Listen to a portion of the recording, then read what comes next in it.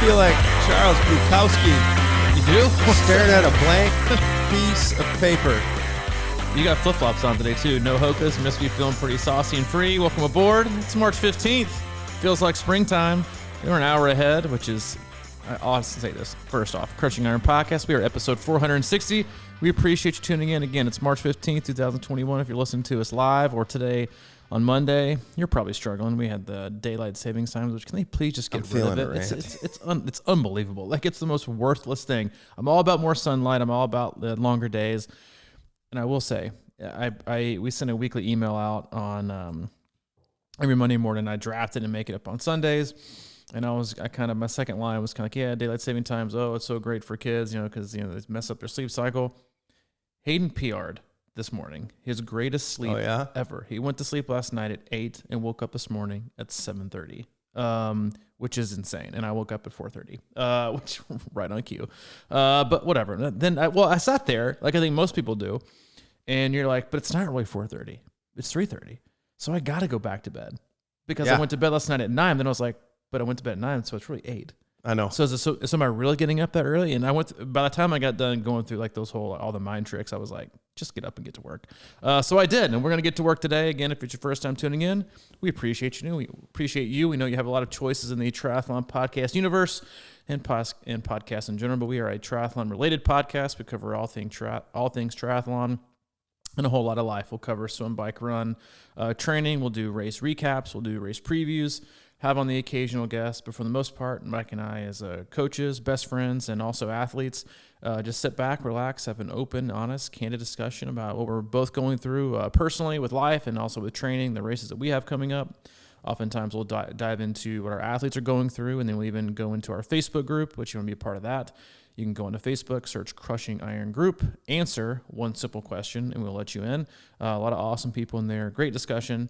But that's it. We just have a discussion and hope you can take something consumable from it. We have no sponsors. We have no ads.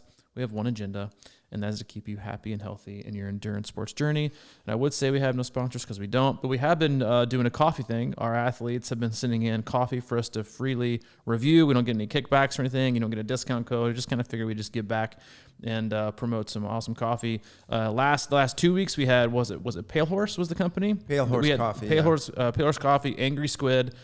We finished off that bag in a pretty solid clip. And it's a very, very good cup of coffee. I think it was a dark. For me, I loved it because it was bold. I walked in this morning. We opened up I do like bold. Walked in this morning, and if you don't like so much bold and you like something a little bit on the lighter and sweeter side, I would venture you should probably go look up Overwinter Coffee. We got sent. I don't know who from, but this blend is called the Sweet Talker. Which maybe I'm drinking it now. You drinking? I had my cup this morning. It's a Colombian roast, and it says you'll taste notes of burnt sugar, juicy, and melon. And I will say, it is a sweeter cup of coffee, so if you like sweet coffee, this is probably more your vibe, more so than the Angry Squid last week. It's a good cup of coffee. It is a little bit too sweet for me. I'm more of a bold guy, but not everybody's like that. A lot of people like to be sweet, like yourself. The sweet thing, it's not like sweet. It's soft. I felt like the squid for me was a little. I like smooth coffee, so I think I don't want a lot of distractive tastes. I just kind of want it to be like solid and go through. But I like it. It's a good cup of coffee. It's a little bit too soft for me. Soft, okay, too soft. Hey, I do want to bring up one quick thing on that sleep thing. What sleep thing? Oh, the daylight savings. Yeah. Mark Sisson, you know who that is? Yeah, Primal Endurance guy. Yeah. I really like him. He's an older guy, so I kind of really pay attention to what he's saying, and he's got a lot of good things to say, whatever. I happened to see a list of his, like 15 most important things about training or whatever, and number one on the list was sleep. So why do they keep trying to screw with us? I mean, it's like it's the hardest thing to get down and get in a pattern, to get in a rhythm of, and then all of a sudden they're going to jack it up with a flip of the clock. Let's just, flip the clock for whatever reason. Let's screw them up even more. Here's my thing. If you're going to screw it up, give us like a 2-hour time change. Don't make it a 1. Do something drastic. Don't make it something that's annoying like 1 hour. It makes you think 2 hours. I'm like, yeah, that's a big deal. Yeah, it's all pointless. Hopefully they'll eventually get out of it. I think, what is it, Mountain Time Zone? Is that the one that doesn't even abide by it? There's a lot of people that don't abide by it. I want to say Indianapolis never changes their clocks. And then you live in a place like Chattanooga where you could work in Central and also live in Eastern or vice versa. And then you got the whole time, which makes it even harder for everybody. Yeah, it's tricky. This is what old people argue about and grump. We are those old guys right now. Hopefully you're not old. Hopefully you're getting exciting. Race season is upon us. It was last week or over the weekend was the first time that I perused like a triathlon website, and it was the first time like the cover page was all straight races. Like it wasn't like product reviews and indoor training and, shoe this, trying to fill the gaps because races weren't happening. It was race here, race here, race here. It was like in big time races. Like it's a triathlon website. Yeah. You want to give a shout out? No, I don't. So shout outs are hard to come by on this podcast. No, but it was just exciting, and I don't know. We went over this last Thursday, talking about Challenge Miami. I know you didn't watch it. I forgot. But it aired on Friday at 1. We talked about it all day Thursday, and I forgot. We did. I mean, you're getting old, man.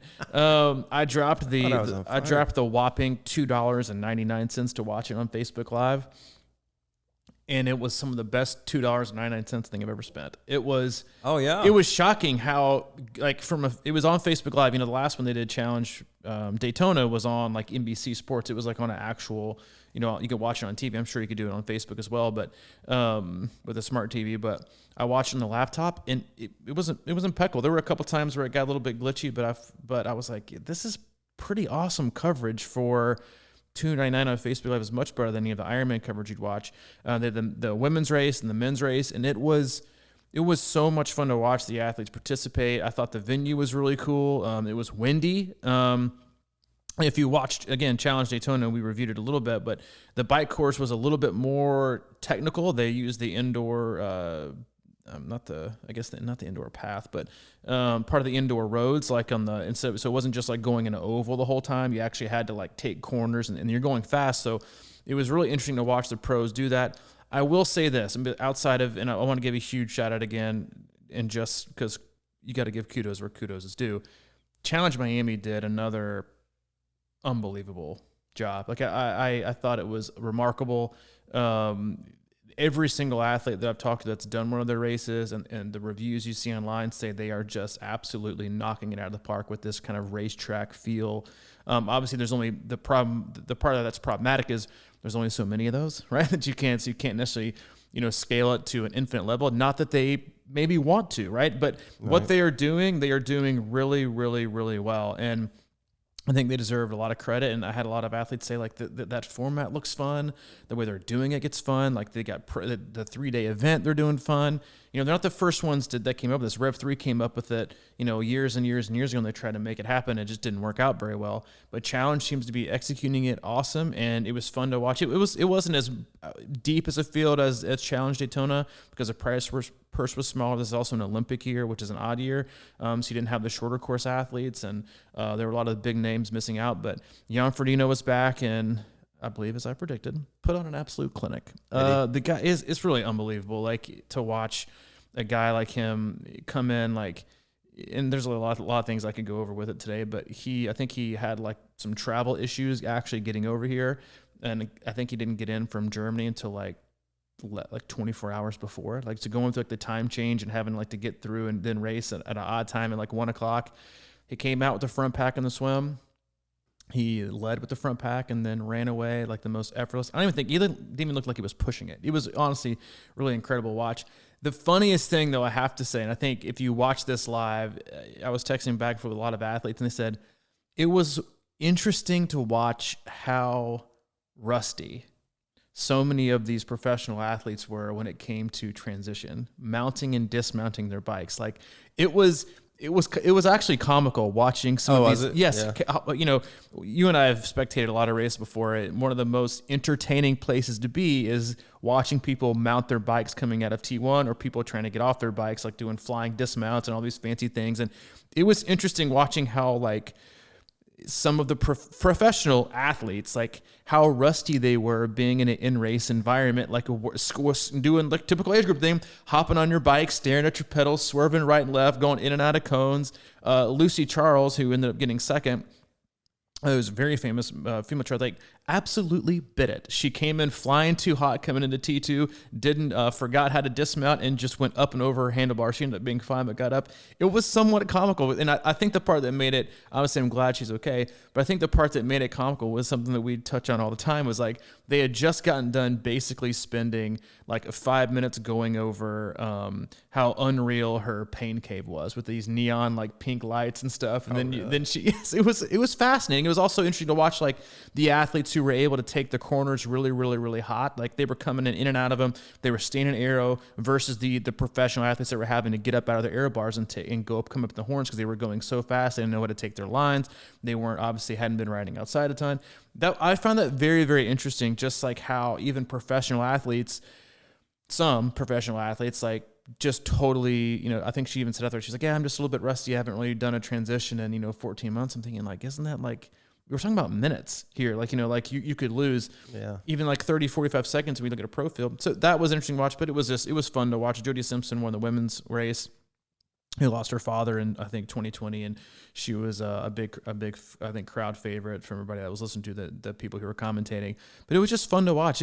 I got butterflies watching the men get ready to go in the water for the swim. Like it was like you kind of felt like you were there, and you was like, it's back. Like we're racing soon, and people are out there doing. It was just fun. It was really great. Again, really great coverage, and exciting to watch. And it really just pumped me up for what I hope is going to be a really awesome year of racing for everyone.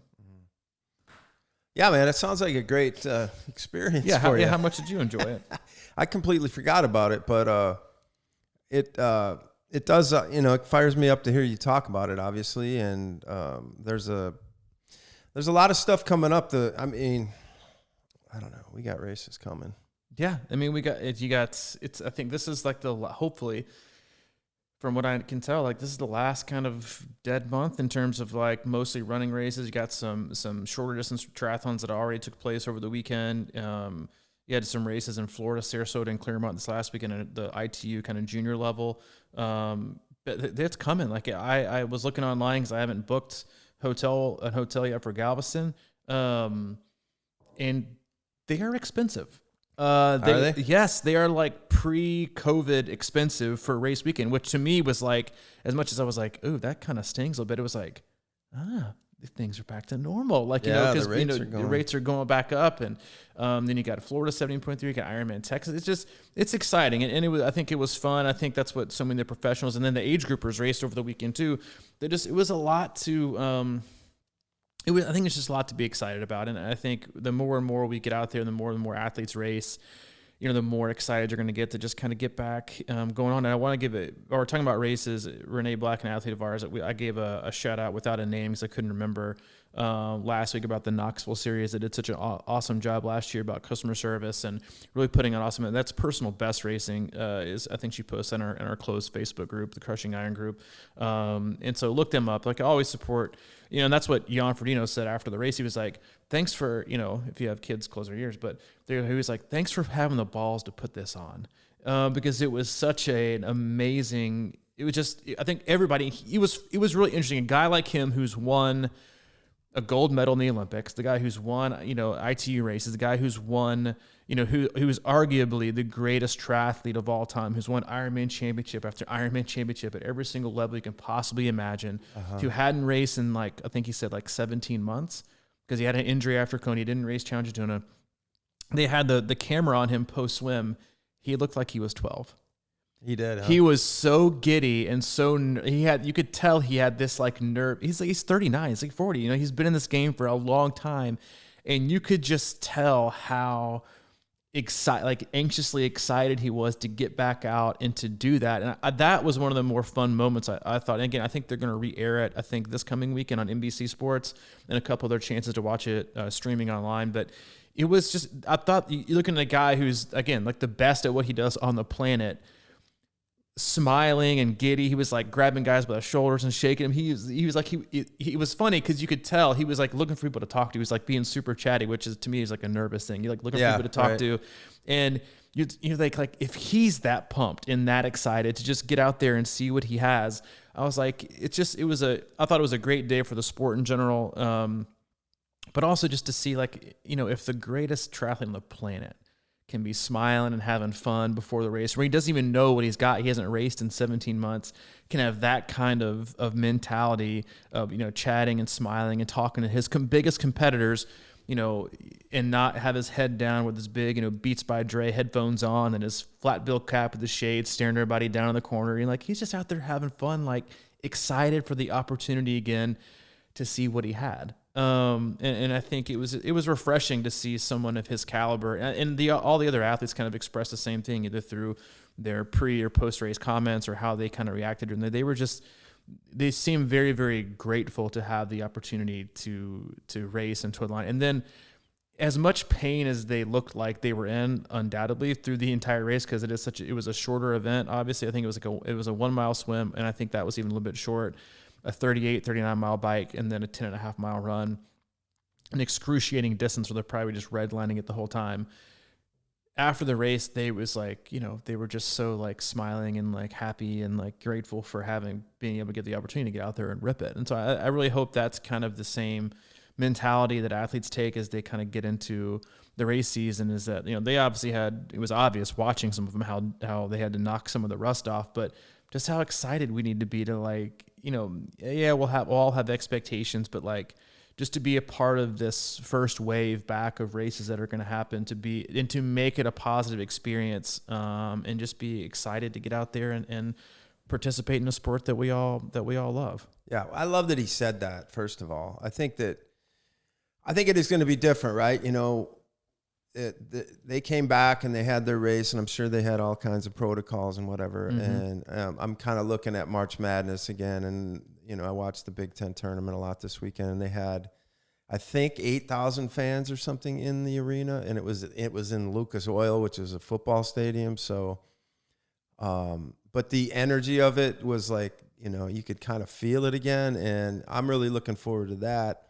And I suppose, like my thing is like, what he said, thanks for having the balls to do it. I mean, I just think some people, we just got to start going, man. I just feel like I don't know what else to say about that, but it really kind of pumps me up to think that, all right, we're gonna go start racing again, because to me that's just going to live again, and I know it's going to be like, I was thinking about the basketball stuff, and if they went from 0 to like 60,000 people in there, that might be a little bit anxious for a lot of people. Yeah, for sure. So you wouldn't have as many people come, probably. I think they're meeting them halfway for the NCAA tournament, right? It's like 8,000 for each. I think so. I think they said 25% or something like that. That's a pretty big jump, though. All in Indy, right?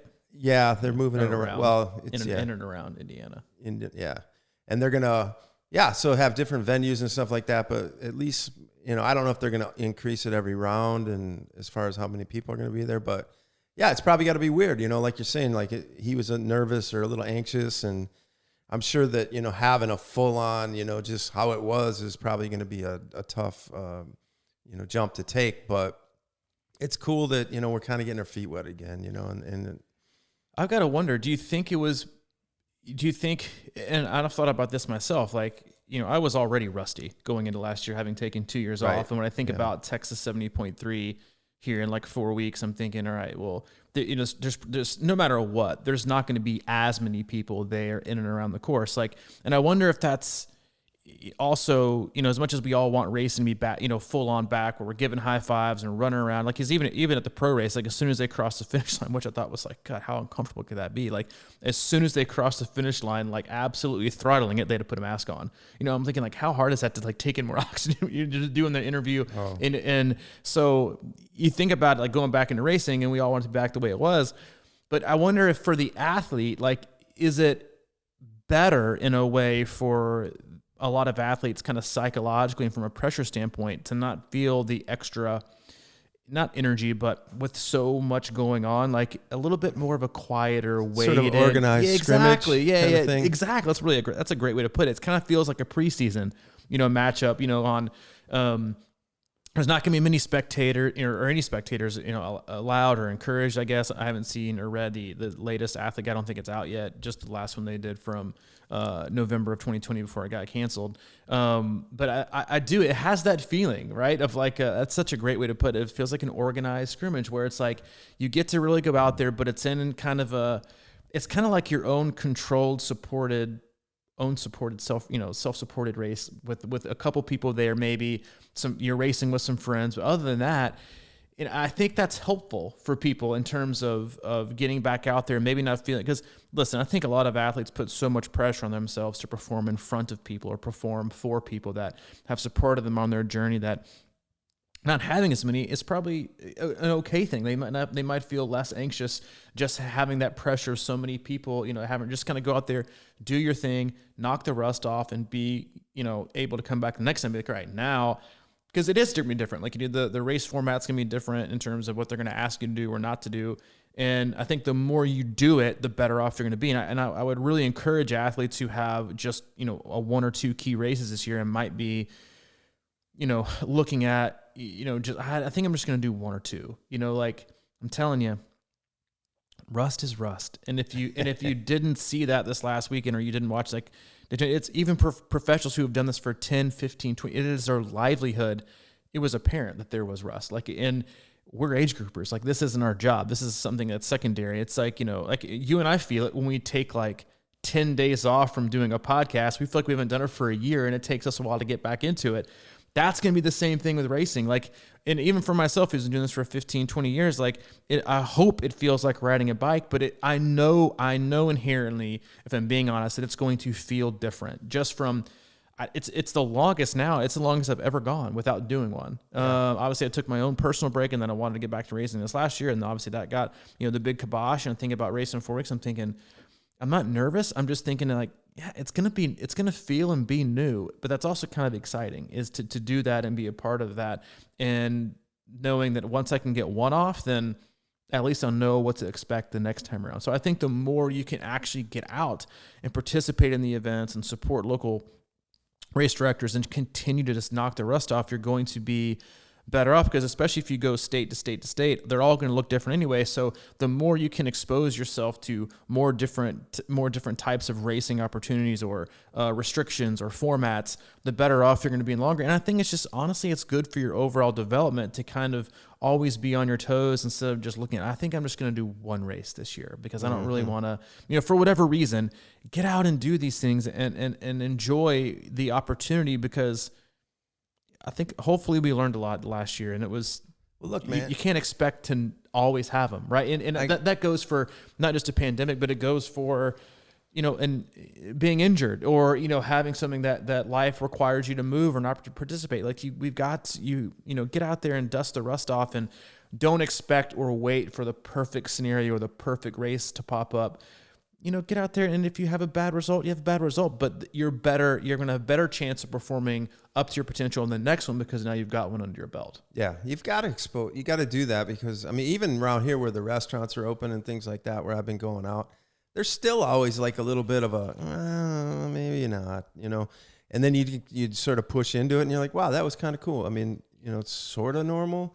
I still feel like people have a hard time kind of looking at each other right now. There's this weird dynamic going on, and I think that'll be sort of happening in races too. But I don't think we have any other choice. It's like either we go forward or we, just sit around and wait for whatever, But it looks like it's something we should be doing. Like, the races are coming, and if they're coming, I'm sure that they've, as much as we think about like protocols and things of that nature, they have to go deep into that. They have to be exploring, safety and all that kind of stuff. And they just wouldn't be doing it if it was like, if they felt like it was a, risk on their end even, I'll be really interested to see how Texas 70.3 goes. And obviously, like, just because I do think, because I think it's on the 11th, and I think the next weekend is Florida 70.3. So I think it is going to be the first North American 70.3 this year. And obviously they had Tempe last year,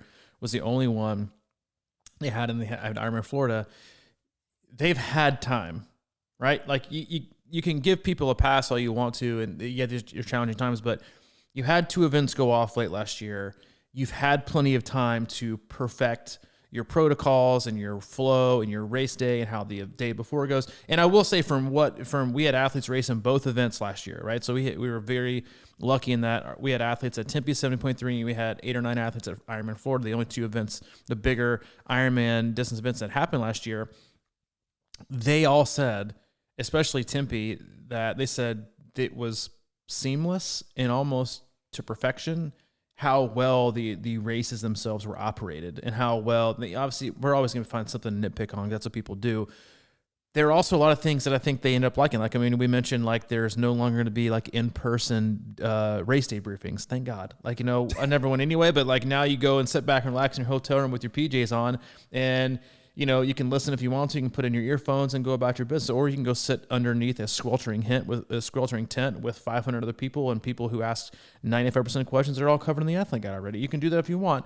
But from what we know, they were done well. And so I think you've had time, right? So if you're gonna pull it off and you're gonna let things go on April 11th, then you've had plenty of time, in my opinion, to get things in order, right? It's like we've been doing this so hopefully they'll have, you know, their ducks in a row. I imagine that they will. I'm also really fascinated to see how events like Chattanooga take place here in our hometown that have had a wait list. And I know Texas 7.3, I think a lot of the sold out races have a wait list.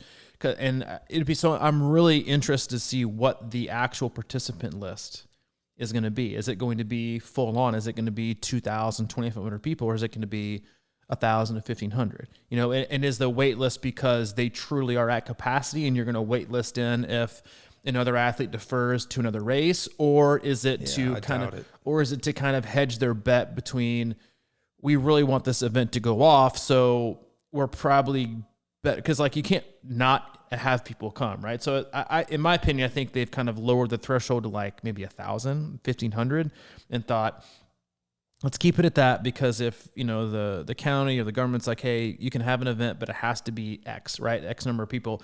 You can't just have 2,500 be like, you know what? We're going to defer you guys down the road and it's not going to happen. Like, you can't do that. So I think they've kept numbers low for that reason, but I will be interested to see what the participation numbers are like, not just from an Ironman standpoint of how likely the event is to go off and what we can do to make the threshold or the barrier lower to put these events on, but also from a participation standpoint, because I think you're going to find, especially in these early season races, I think you're going to see a lot of deferred races to later this coming year for a lot of reasons. One, people are going to be comfortable. I think some people aren't going to be comfortable yet racing. 2, people are going to still be kind of struggling with a lack of swim time, of swim preparedness in terms of closures and stuff.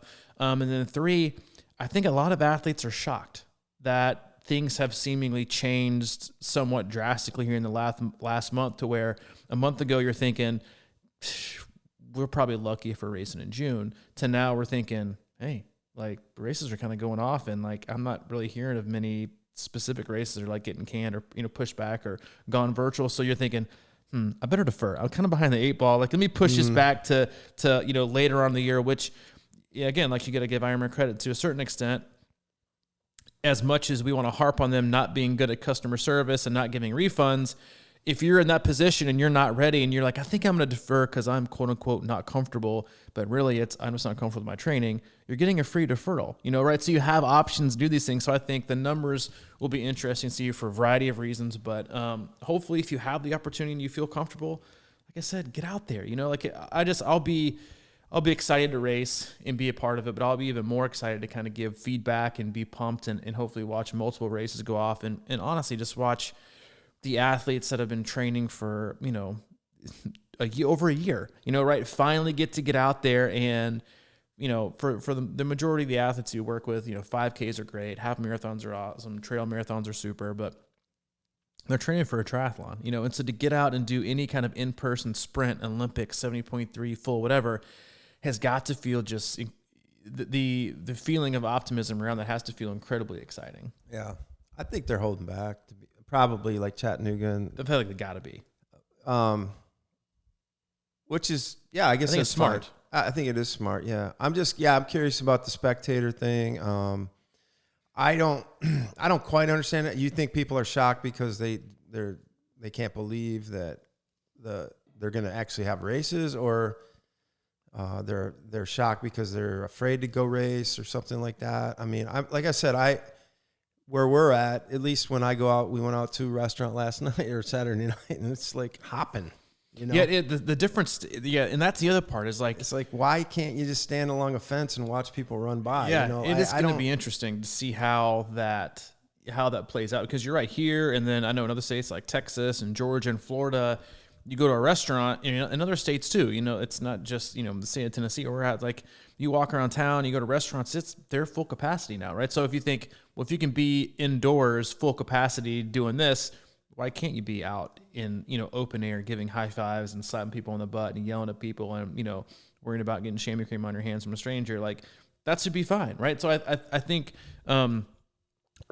do think people, a lot of athletes though, however, are kind of thinking, I think the last 2 weeks has been a reality check with as many races that have gone on. Like, you've had a bunch of races in Florida go on, but triathlons, you've had, some of the bigger races take place, in the U.S. You're like, all right, yeah, it's the real deal. Like, and I do think it's going to be a hard mental shift for athletes that have accepted this. I'm just training right now, and then, because you can't just, again, like we, I think, covered this last week to an extent. It's hard to go from, I'm just kind of in training mode, I know it's probably not going to happen, to go like, oh shit, like, yeah, I'm probably going to race in like a month. Like, to have that, and it's funny because you had athletes that were so optimistic and pumped to race last year, or that were purposely not getting excited and invested in a race, that are now kind of, because we have Ironman Texas was a race that we deemed as a team race, like, 2 years ago, right? It didn't happen last year. We have, I think, 20 athletes signed up to participate in it, and kind of the theme of it's kind of been like, oh, like this is a really good shot of happening. Like, I need to get my head on right. Like, I need to get into, this isn't, like you said, like, it's going to feel like a scrimmage, but the distance isn't a scrimmage, right? And I think that's the other part of it. It's like the physical demands that races require, and even the emotional, mental demands that these races require, they're not going to feel like a scrimmage. It's going to be the same distance. It's going to require the same amount of effort for your whole body and your whole mind and your whole soul to be able to compete in these events. So, and that's something that you have to get reined in on. However, I do think that if you're an athlete who's come in and been like, well, I haven't necessarily been laser focused on this for 12 months, that also could be a good thing. Because I feel like if you've been laser focused on it for 2 years, that's got to feel somewhat impossible to have been so focused on one day you're not sure that's going to happen, and now you're kind of getting maybe apathetic about it, versus an athlete's that's been like, I'm going to kind of hang around in the zone I need to hang out in order to make the jump to the training that I'll need to do, perform the way I want to on race day. I've only got to kind of stay zoned in for 6 weeks, no matter what. If the race goes on, great. If the race doesn't, go on, I'll be bummed. But it'll only been 6 or 7 weeks of focus, not the last 20 that I've only been dreaming and obsessed with Ironman Texas or Texas Ironman 3 or Florida or Ironman Chet, whatever it is.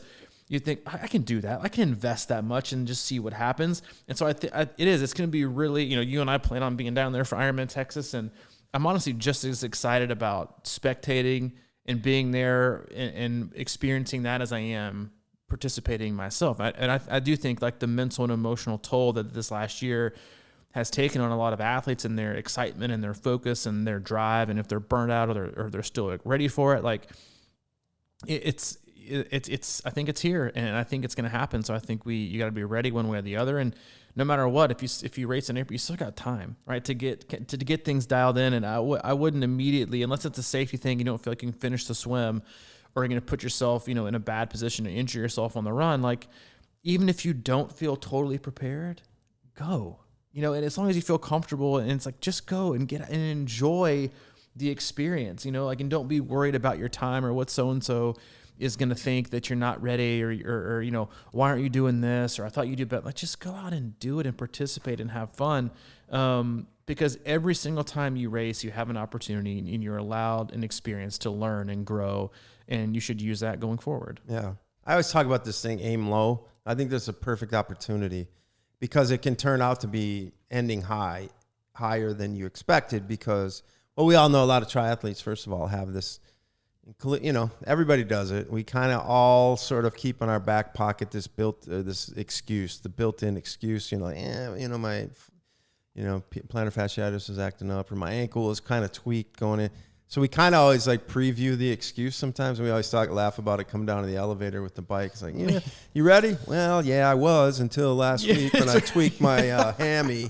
You know, it's like, I'm going to give it my shot or whatever. So I think in a way we all have that built-in excuse, but it's mainly maybe the rusty part. And it might just be generally feeling like we're not race ready or trained as hard as we may have in the past or something like that. But that doesn't mean that we're not ready. And I think if we go into that race with this low aim, you know, you might be surprised at what you do. And it's better to always go into it with a lower expectation, I think. But, you know, in the back burner, you have kind of a potentially like, this could work out all right. I just don't know yet. And let that unfold. You know, I was reminded of that on a legit Zone 2 run the other day that I had. Legit? What made it legit? Well, that I was, you know, wasn't, you know, normally when I go outside, I'm like, if I'm anything above 10-minute pace, I'm just like, I got to get it back. Right over.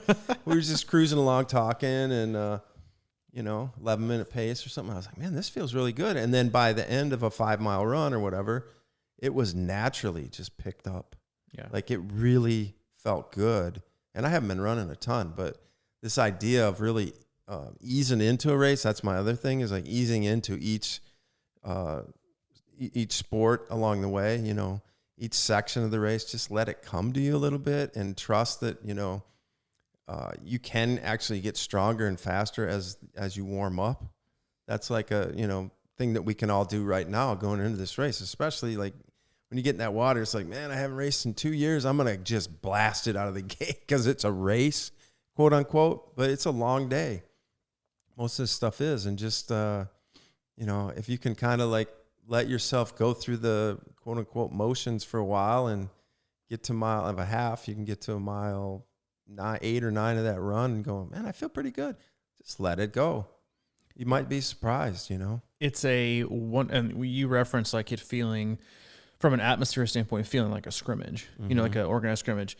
You know, you could treat this very, very much like, you know, depending on how you're feeling going into the race or what your big main goal for the rest of the year is, or if it's just knocking rust off, is to treat it like a dress rehearsal, you know, like, but when people in theater and, you know, they treat dress rehearsals just like they would the actual big event, because if you don't, then it's not going to be a dress rehearsal. It's going to be practice, you know, and you want it to be exactly like game day. You want to be exactly like the play itself.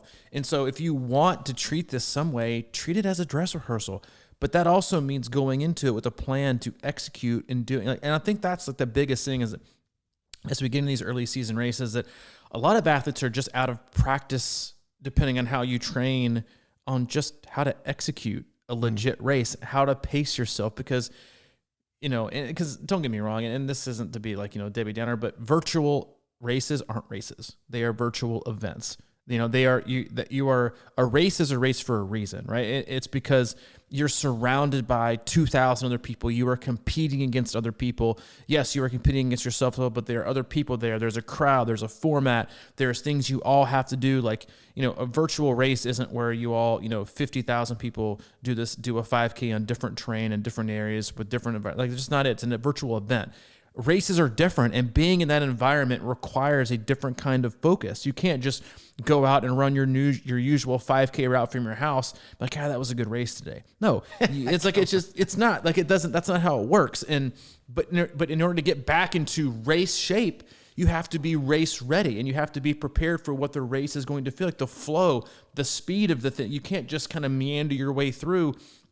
Again, like we've referenced this before, it's like one of the biggest differences people think when they come from like the high school to college or college pro is like the speed is the first thing you notice. Like the speed of the game is so much faster. Everyone's faster. Everything happens at a quicker pace. That's like race day. Like everything happens quicker. You're whether it's because you're not slowing things down yourself, or it's because so many people are around you and you're hyped to put the energy. You know, you go out on the swim and you go out, you know, guns blazing because there's other people going out guns blazing. You're already like out of your zone. Like that takes practice, whether it's coming off, not finding your bike which was also funny. Like watching how many of these athletes, not being able to find their bike, into like, there's only 20, right? You guys only racked 20 bikes. Like, what do you mean you can't find your bike? Like the little things but they were caught up in the speed of the moment. They went by their bike and they had to go back and find it, and so it's just really interesting. Like, I think how we are all going to have to dust to get back and do our own dress rehearsal, but also it's in game speed. It's game day speed. And you hop on the bike and it's not just you going out on your usual, right? It's a different course. It's different demands. It's going to have wind you're not prepared for. It's not going to win the dog. It's going to be hot or it's going to be cold. There's also going to be 1,500 people around, cars or no cars. You're going to have to pace it correctly, right? You don't just get to just cop off and, walk to your own fridge and ask for, a Sunny D and a peanut butter and jelly. Like, you're going to have to run a half marathon and be able to triage things and problem solve. You can't just stop and be like, sorry, coach, bad day today. Let's scrap it and do it tomorrow. They're not offering a race tomorrow. You can't do that. So you have to go into these races ready. And I think more so physically is you're going to have to walk into them. And this is a conversation I've kind of had with myself. It's like, yes, I've done so many 70.3s and triathlons in general. This is the one where I have to walk into race day and think, you have to treat this like it's a championship. Not like from a expectation standpoint, but you can't, I won't be able to just walk in and be like, I don't really need to pay attention to much. I know I can just kind of figure it out. It's been a while. And if you aren't ready mentally for it to be the day, then the moment you get kicked in the teeth, or the moment you get a flat tire, or the moment somebody cuts you off, you're going to be out of it. You're like, it's just been a while. Like, I'm just going to treat today as like, I'm just, no one's going to, you want to be able to still get the most out of what you have, and being competitive is a relative term, but it always means competing to the best of your ability. And that was something that I noticed watching and listening to some of the pre-race interviews going into Challenge Miami, was you could tell some of the pros were already kind of checked out. Like, I'm just kind of here. And it showed. And it showed in their performance. You can kind of tell they didn't have that, not the eye of the tiger thing, but you could kind of tell that they were I think that's what athletes do, right? Is we choose to accept or not accept certain scenarios and obstacles that happen to us during races. You know what? That's just going to be my day. There's the cards that I was dealt. I'm just going to kind of peel back and do things. And then you have other athletes who are like, no, like, I'm not accepting that. I'm going to figure out a way to make it for, I don't care what hand you dealt me. I'm going to figure out, give me another hand, or give me another one, or I'm going to play this crappy hand to the best of my ability and I'm going to bluff my way to a win, and that's just, you have to have that mentality, because the one thing that is not a dress rehearsal, the one thing that is not a scrimmage, the one thing that is not going to go into a virtual is what the distance requires of your body. It's still a 70.3. It's still full, no matter what people say about what courses are easy, what courses are hard, or Ironman Florida is an easy course, or this course is the hardest. Every event, every race that asks you to cover that far of a distance is an immense challenge that you have to be prepared for. No matter how many of these you've done or how long you feel like you've been training for it, if you're not prepared to go to battle and to have things happen and be able to overcome them at any distance, then you're going to be kind of setting yourself up for failure. Yeah, it's true. And it's all relative on each course, right? Like, because if it's a flatter course, you're going to be going harder, and you on a hillier course, it's just that grind that kind of gets in your head. So I don't know, man. It's just different. The one thing I'm really interested in about your race is how you feel about the bike right now. I know you feel pretty strong on it, but like the idea of handling, because I have to say we got a new road bike here, and I've had it out maybe 3 or 4 times, and even my mountain biking background, I'm pretty comfortable on a bike and all that stuff, but I feel like riding around here, I still feel a little rusty. I haven't been out much, so. And of course, your course is kind of a straight shot, but I think it's still going to be a situation where super windy, where it may take you 20 miles on that thing to kind of feel like, all right, I feel comfortable now. And I think that's going to be a big deal for a lot of people, because like you said, the race energy won, and people all around too, but just the fact that it's been so long naturally for a lot of us. And, I don't think a lot of people have been doing even as many group rides and things like that over the last year. So, it's just one of those. I think the bike is going to be interesting. Obviously, you've been running a lot, and you've been running a lot of. And this, I was thinking about this, is you've been running a lot of trails over the course of the last year, and while running is different than cycling, but there's still a feel about it, right? Like when you're running around somebody, you do a little hop step to the left or a skip, or like you have to slow down, or if you're running trails or even mountain biking trails, I think those are huge advantages for preparation for race day handling and comfort and things like that, because you're just always used to sort of being on. But if you're on a trainer, you're kind of drifting off into Netflix or whatever like that. And you can kind of see it. And I'm sure you'll see it. Like you said with the pros, even, it's like they were maybe just not as sharp and things didn't come as natural. You almost have to overthink, like, wait, there's a situation coming up here. Now, what should I do, rather than just reacting? Yeah. How quickly can I respond? And then in the water, I assume that'll come back fairly quickly for you, hopefully. We're going to find out this week. Yeah, you're going to go back in there. Yeah, I've been, I'll be honest, I haven't been totally neglecting the water, and I am going to get back in the water this week. That's not something I advise. I'm still, like, I could still hop in the pool today, and I'll be more comfortable in the water than I will be running or riding. Like, this just, I'm very, very grateful. Obviously, like, once you're a swimmer, you're always a swimmer. That's just how it goes. It's like riding a bike. Like, I'll still have the technique. I'll still have a good feel for the water. It's just how noodly and weak my arms are going to feel, which is what I really have to, to improve on and get that nailed down. So that's what I plan on doing this week. I will hit it harder than I will before Texas 7.3 that I was hoping to do in November, which was just like a 2-week, like, hey, let's get in the water every day for 20 minutes and just bang it out.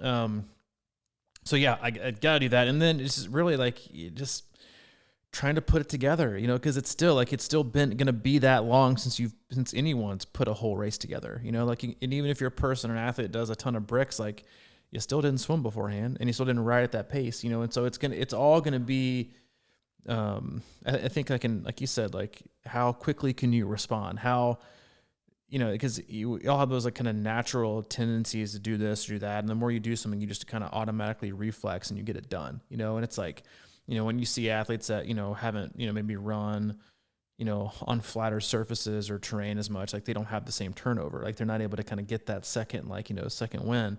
And you saw it, like, on both the men's side and the female side, for the athletes that you could watch it going on the infield surface, like the athletes who were taking good corners, they stayed in aero the whole time. And then you saw the ones that had to sit up, and the physiological cost it is, like, if you look at, I'm sure their power files, like, you slow down and you brake, and then in order to catch back up, you have to surge again with your power. So you kind of go up and down versus the athletes who just kind of stayed steady Eddie and took the corners and were able to stay aero, the ones that weren't.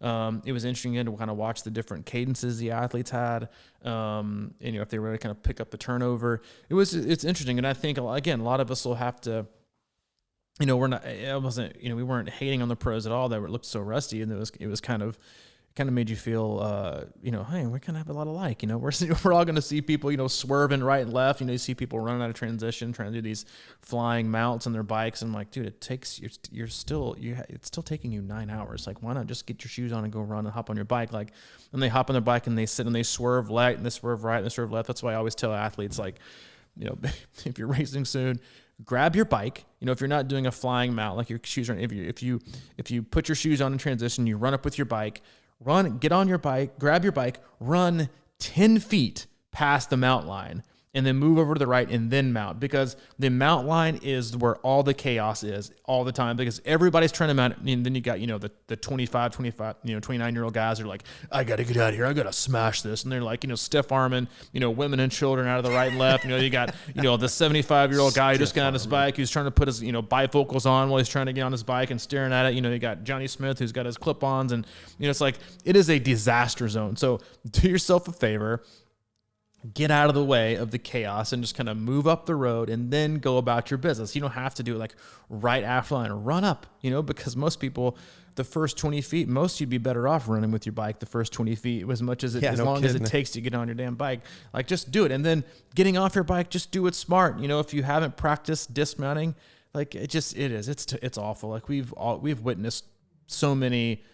It hurts to watch people, like, bite it coming off their bike and, like, face plant and go over their handlebars and hit the asphalt and be like, oh, that's got to not feel good.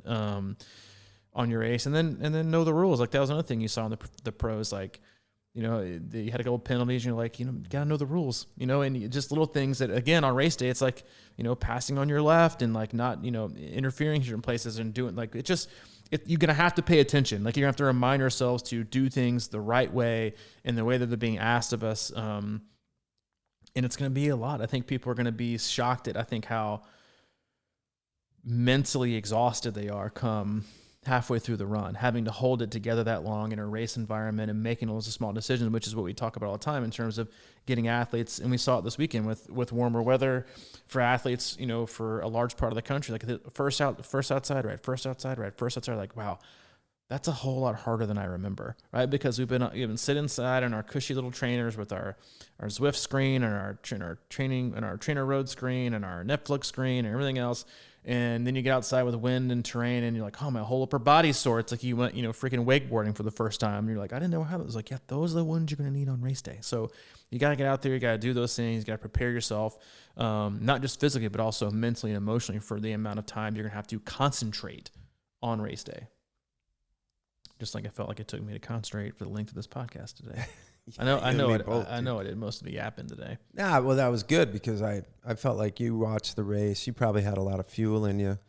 And I'm just, I don't know. I'm just like excited that people are going to be out there racing. I just really want to like pull back expectations a little bit, but that doesn't mean you can't do very well. You know, it's sort of like what you just said about you realize halfway through the run, man, you've been like concentrating and focusing and thinking, you know, like how much does that take out of you? I just think it's good to really have a nice free game plan and go in there and just race free, you know?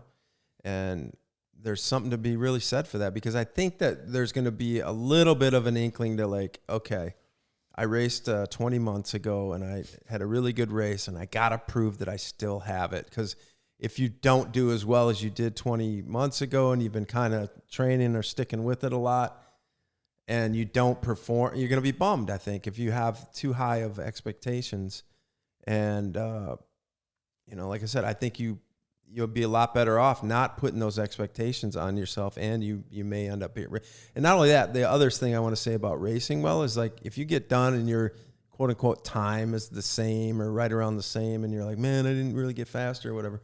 How do you feel? You know, do you feel like you were stronger for all the effort you put in over the last year and a half, or do you feel like completely wiped? You know, I think that's another good goal actually is to, you know, you want to lay it out there, you want to leave it on the course, but you know that difference. You know, it's like it's that difference between you barely could make it or you really had something left and you like laid it down at the end and you felt strong afterwards, even though you're wiped out. But it's a, you know, not a completely shelled, never going to be able to race again kind of feeling, you know, which I've had both. Yeah, I mean, to have two things on that, and we can close, is like the first one is, you know, and also remember what your ultimate goal is for the whole year, right? Not for just one race, like because your life, your life, like, you know, your periodization and your training and the cycle you're in, it may or may not be geared towards this one big day, this big A race. It could be you're aiming at something in September or October or November, even. Like, know where you're at. And to the same point, number two is also know where you're at, but also know what you've done, right? Mm-hmm. Just because you've had another year of training, no offense, but doesn't mean you've gotten better. It's how you've used the past year. There are going to be a lot of athletes who are going to be totally on the end of the spectrum. You'll have athletes who have used the last year wisely and who are going to be seeing tremendous new gains.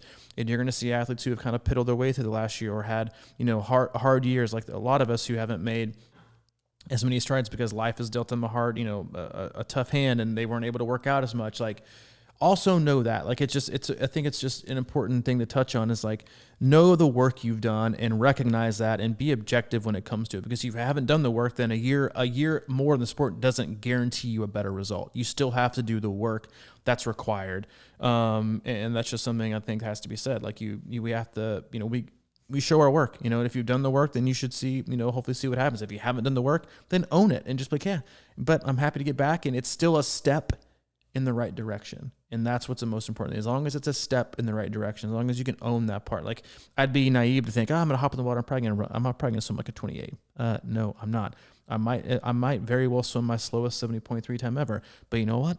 I'll have deserved it. It's not because I get into the it's all deserved it, because I haven't swam as much. Like you get what you most times in this sport, unless something like really bad happens with nutrition or fueling or a flat tire or something, like you get what you get. And, and it's largely because of what you've earned. And I think that's just important. Like, we've become a society where like we feel like we're always entitled to everything, and it's one more year in the sport and we got this and I've got it better. Well, are you? Like, why? Like, you look at have you done the work? Then yeah, let's hope so. But if you haven't, then maybe, redirect your expectations or just don't have anything. All right, well, what can I do right now? Where am I right now? And what do I earn right now because of what I've done? And be happy with that and still feel like it's still a good thing. It's not a bad thing. You took off a huge chunk of time. You probably needed it, right? So like, who cares? Like, if you needed it, you need it. Don't beat yourself up, about lost time. Do the best with where you are right now and continue to move forward with that same momentum. Mm-hmm. And approach that race in a way that I really honestly believe this, that when you get done, it inspires you to want to race more. You know what I mean? 100%. Rather than, oh man, I did all. I'm giving up. Last triathlon that just fell apart. Learn things along the way. Build crystallize feelings, race feelings, and like how it felt when you were on. Maybe halfway through that bike, and you're like, yeah, this is the feeling I want to have. And how do I get here all the time or whatever it is? But yeah, get done to that finish line and be like, that was awesome. Maybe not my best day. In your case, your swim, I'm sure that you could go out there and attack it in a way that you could push your fastest swim, but that would be... I'd be toast. It would be, yeah, you know what I mean? So wrecked for the whole day. That's what I'm saying. It's like we have things in us, but we have to put 3 sports together, a whole day together, so you can't jeopardize it because you know that you could bike faster, but you haven't trained for that bike that you think you could do at some point. Got to put it all together. It's one race. Got to put it all together. It's one podcast. It's one podcast we put together today for a 57-minute monster. It's 20 bullet points of greatness. We hope you enjoyed today. We hope you have an awesome Monday. As always, we appreciate you and you giving us your time to tune in today. We love you. We always appreciate you. If you haven't been, want to go back, we encourage you. Go to our website, c26triathlon.com. It's our one-stop shop for all things coaching, camps, and community, as well as our ongoing club membership. You can click on the coaching tab, scroll down 3, click on that. More info there. Mike's heading that up. He's also taking on new athletes right now. You can get hold of him. He's at crushingiron@gmail.com. And if you have any questions, comments for me, I'm always available as well at c26coach@gmail.com. All right, man. Welcome back. Thanks, man.